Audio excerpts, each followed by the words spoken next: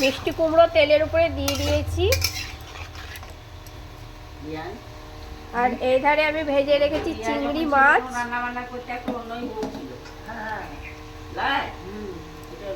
এবার আমি দিয়ে দেব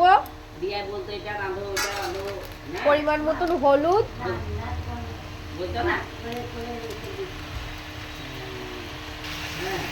এবার আমি দিয়ে দেব পরিমাণ মতন লবণ। এটাকে ভালো করে ভাজবো। পোস্ত বাটা হয়েছে, ওই শিলেই আমি বেটে নিব আদা রসুন কাঁচা লঙ্কা আর অল্প একটু জিরে। এবার আমি জিরে আদা কাঁচা লঙ্কা রসুনের বাটাটা দিয়ে দিলাম। আমি ভালোভাবে কষিয়ে নিচ্ছি।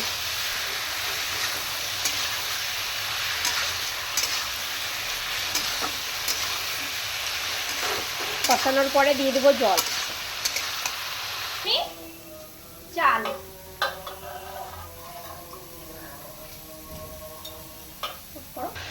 মশলা কষানো হয়ে গেছে, তেল ছেড়ে দিয়েছে তরকারিতে। এবার আমি দিয়ে দেবো অল্পখানি জল।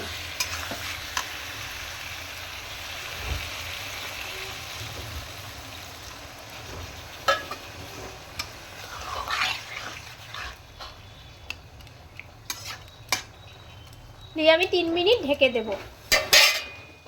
আমি দিয়ে দিলাম এটা রুই মাছের তেলটা কুমড়োতে, আর দিয়ে দিলাম আমি এই চিংড়ি ভাজা মাছটা।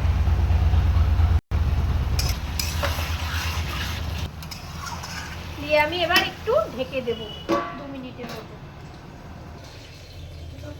ঢাকনাটা খুলে আমার চিনিটা দেওয়া হয়নি, তাই আমি একটু চিনিটা পর থেকে অ্যাড করে দিলাম।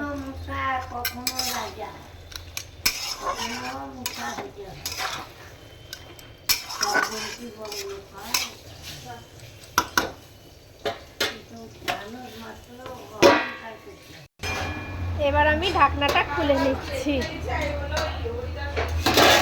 একদম তরকারিতে তেল ছেড়ে দিয়েছে পুরোপুরি, মানে তরকারিটা আমার হয়ে গেছে। এবার আমি কাঁচা লঙ্কা দিয়ে দেব।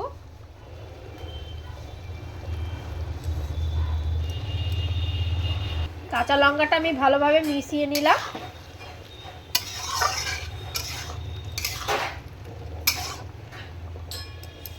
আর গ্যাসটাকে আমি বন্ধ করে দেবো। এবার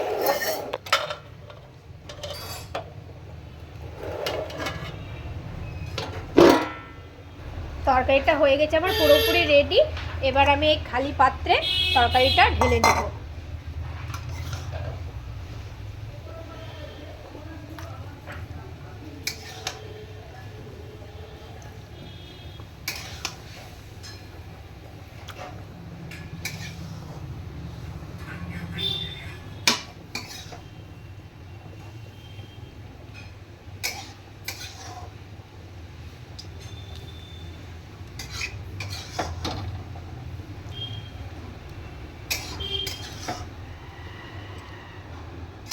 ভালো লাগলে অবশ্যই একটা লাইক কমেন্ট দিয়ে ভিডিওটা শেয়ার করে দেবেন।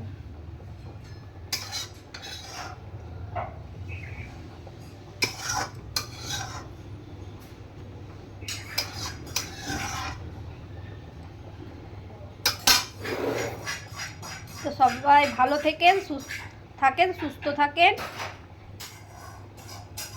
আমার রেসিপি হয়ে গেছে একদম পুরোপুরি রেডি।